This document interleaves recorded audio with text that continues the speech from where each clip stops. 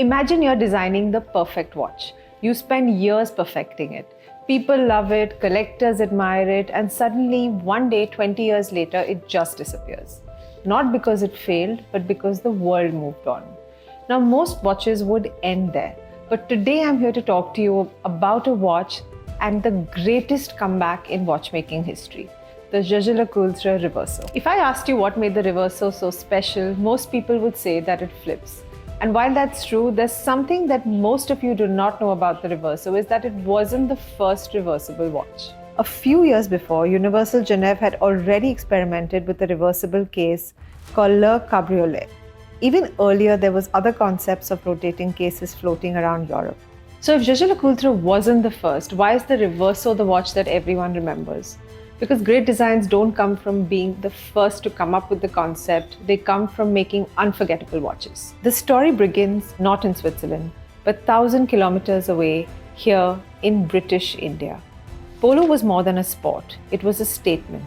Fast horses, dust, speed, violent collisions, and one recurring problem: broken watch crystals. Swiss businessman César de Trey was watching one of these matches when a British officer threw him a challenge. Can your Swiss watchmaker make a tough enough watch for Polo? Instead of making a tougher crystal, he imagined something completely different. What if the crystal simply disappeared? Back in Europe, de Trey visited Jacques-David Lecoultre. The movements would come from Lecoultre. The revolutionary case would be designed by French engineer René Alfred Chauvet. On March 4, 1931, Chauvet filed one of the most important watch patents in history, a watch that could slide, rotate, and lock back into place. The dial vanished, the solid steel back faced outward. Problem solved. Here's the first plot twist. For the first 2 years, Jaeger-LeCoultre did not use in-house movements for the Reversos. Why? The cases were ready, but there was not enough time to make the movement. So for the first 2 years, the manufacturer outsourced the watch movements for the Reversos. This is a reminder that even legendary watches have humble beginnings. Then something unexpected happened. The Reverso left the polo field and people started wearing it everywhere else. Why? Because it perfectly captured the spirit of the Art Deco era.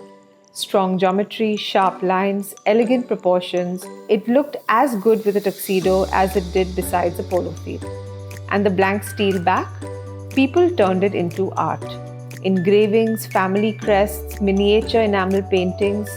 Some early Reversos were even decorated for Indian Maharajas. One famous example carries the portrait of an Indian royal turning a sports watch into a wearable piece of art. Here's a fun fact that might surprise you.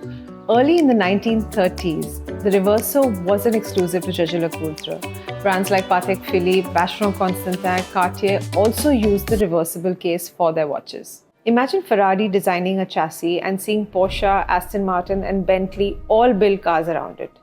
That's how respected the Reverso case already was. And then everything changed. World War II. Trends shifted, fashion shifted, people started preferring round watches. The Reverso almost disappeared from the catalogue for years.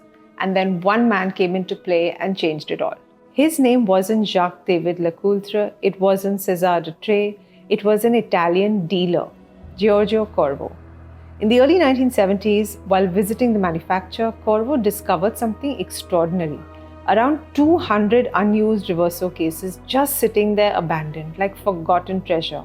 He bought every single one, found a way to fit movements inside them, and sold them all within months. That success shocked Jaeger-LeCoultre. If collectors still wanted a Reverso, maybe the Reverso deserved another chance. The reborn Reverso wasn't just a copy, it was better. The original case had just 23 parts. The new waterproof design grew to around 55 individual components. It could pivot more smoothly, it was stronger, more practical, more refined. Sometimes a comeback really is better than the original. Then came the golden era, the 1990s. Now instead of treating the Reverso as an old design, Jaeger-LeCoultre started treating it as a blank canvas. Power reserve, tourbillon, minute repeater, chronograph, duo face, perpetual calendar. Even the breathtaking quadriptych with 4 display faces. A watch that was originally built to protect its crystal had quietly become one of the most technically ambitious watches in the industry. Today, people think of the Reverso as a timeless design. But here's the thing, this timeless design almost vanished forever. If Giorgio Corvo had not found those forgotten cases, if César de Trade did not listen to the request of the British officer, and if René Alfred Chauveau had not been able to create those flip cases, the Reverso would simply have been a footnote in horological history. Instead, it became the headline. The Reverso isn't famous because it flips. It's famous because it kept reinventing itself while staying true to its DNA. That's the definition of a true icon. So if you've enjoyed this video and learned something new today, hit that like button and subscribe to the Yarmarkers, and don't forget to tell us in the comments what you think about the Reverso.